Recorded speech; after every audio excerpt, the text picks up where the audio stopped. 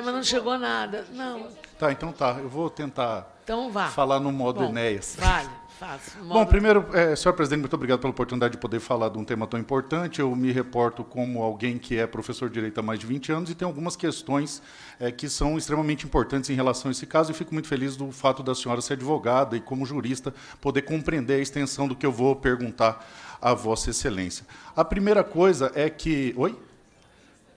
Isso? Não estou perguntando. São indagações que eu acho que têm que ser respondidas ao longo do processo legislativo, quase que retóricas. Veja, em algum momento houve uma contaminação ideológica desse projeto de maneira extremamente perniciosa, e eu acho isso muito preocupante. Perceba que a primeira vez que foi pautado aqui, houve praticamente um linchamento nas redes sociais de todos os deputados que sequer tinham dúvida razoável a respeito desse processo. E o pior, eu me manifestei, eu fiz um vídeo dizendo que, por acreditar no Estado mínimo, era contra a existência de qualquer legislação desse viés e, portanto, era a favor da revogação.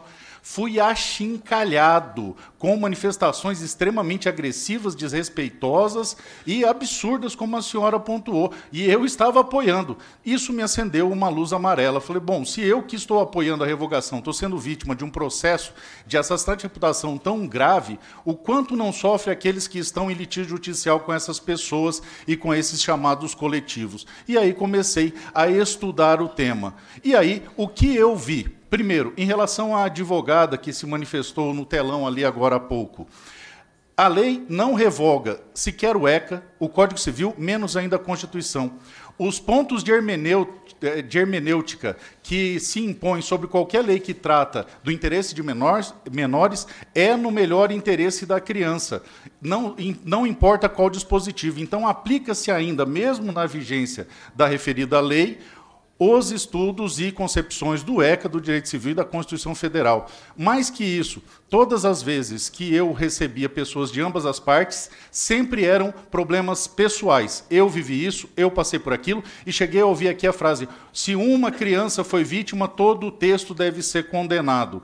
Veja, quantos não foram salvos por isso? Nós não temos esses índices, nós não temos esses dados. Mais do que isso, todas as vezes que eu vejo se levantarem contra o dispositivo, eu vejo denunciarem erro judicial, então o problema não é a lei, é o judiciário. Eu vejo denunciarem erro do MP, então o problema não é a lei, o problema é a atuação do MP, ou ainda fraude do perito, aí o problema não é a lei, o problema é a perícia.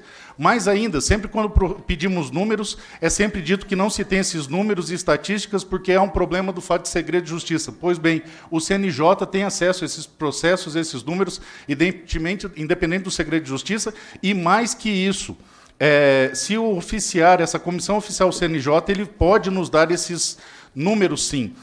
Sempre ouço todas... Para puder me dar um minuto para eu poder concluir? Obrigado, senhora presidente.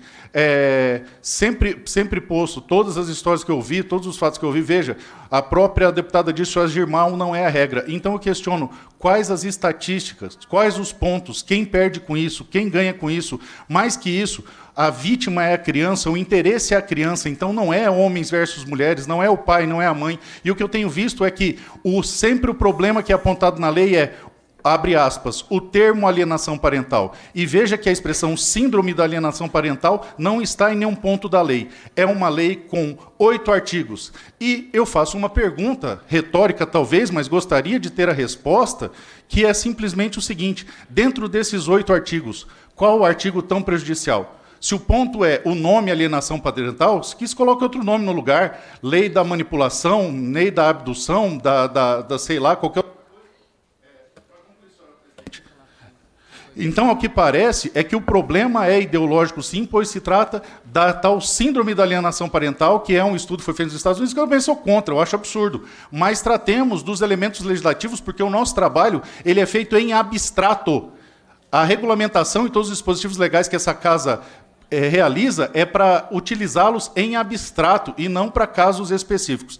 Aproveitando os 30 segundos, perceba, a definição do artigo 2º, não vejo vício nela. Artigo 3º, a prática disso aí é nefasta sim. Artigo 4º, dá ferramentas para isso e todas em consonância com o ECA e com o melhor interesse da criança. Então a pergunta é, onde estão esses números, onde estão esses dados e mais que isso, qual o artigo em específico é tão lesivo? E para concluir nos últimos 15 segundos, eu quero dizer para todos aqui que a Carol veio falar comigo, ela não é lobista, a Carol é minha amiga, tá?